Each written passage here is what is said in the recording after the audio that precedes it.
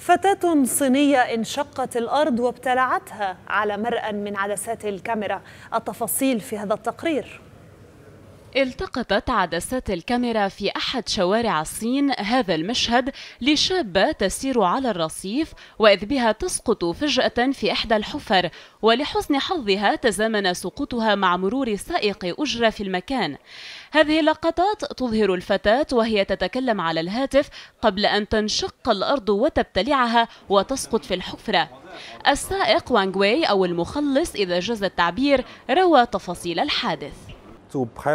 عندما رأيتها أسرعت لنجدتها مستخدما شريطا وجدته على الرصيف، والحفرة كانت بعمق 6 إلى 7 أمتار. عندما وصلت إلى الفتاة كان مغمى عليها، لكنني لم أتوقف عن مناداتها حتى استعادت وعيها. ولاحقا قام عناصر النجدة بإنقاذهما بعدما عمدوا إلى إنزال سلم داخل الهوة، وقد تبين لاحقا أن سبب الحفرة هو تعرض هذه البقعة من الأرض للتآكل بسبب المياه الجوفية.